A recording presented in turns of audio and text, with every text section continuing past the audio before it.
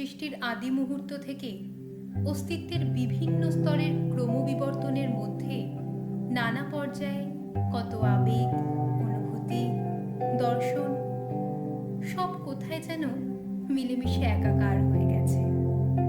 যা আগে ছিল তা এখন আর নেই, যা আজ আছে তা কাল থাকবে না। তবে চিরন্তন অকৃত্রিম প্রকৃতির চেতনে বা অবচেতনে সব কিছু সুরক্ষিত হয়ে থেকে যাবে। সেই ভাবনাই প্রধানত ব্যক্ত হয়েছে সৈকত ভৌমিকের এই কবিতায়।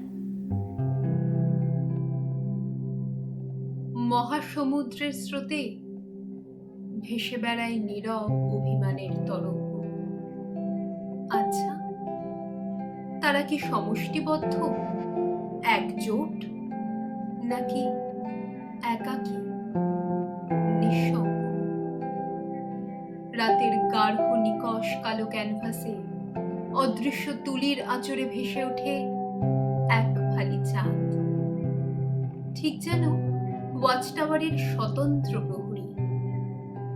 চতুর্দিকে কত রকমের বিচিত্র সাবেকি ধ্বনি আর অনুচ্চারিত, পরিমার্জিত, উত্তপ্ত প্রতিধ্বনি। সহসা সমুদ্রের কোলে ভেসে ওঠে প্রাগৈতিহাসিক ভেলা। তাতে বিরাজমান সভ্যতার যত বেদনাক্লিষ্ট আদব কায়দা, কামোদ্দীপ্ত চাহনি, বিজ্ঞান ও ধর্মের বিরোধ এবং মিলন। মাঝির হাতে সময়ের বৈঠা, তার চোখ দুটিতে বিষাদ মাখানো, বেদনা দীপ্ত, অথচ সদা উজ্জ্বল। সুখ দুঃখের পাহাড় প্রমাণ ঢেউয়ের উপর দিয়ে ভেলা ভেসে চলেছে সন্তর্পণে, জীবন মৃত্যুর সীমানা অতিক্রম করে মহা সিন্ধুর ওপারে।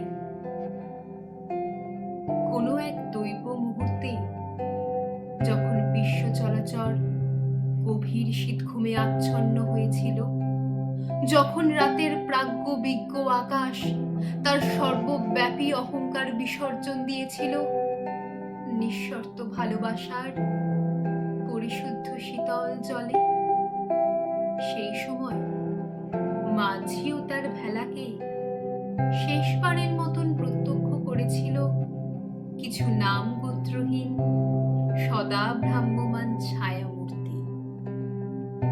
তবে এখনো কালের অন্তর বিদীর্ণ করে জেগে থাকে সেই একাকী স্বতন্ত্র প্রহরী এক ফালি চাঁদ।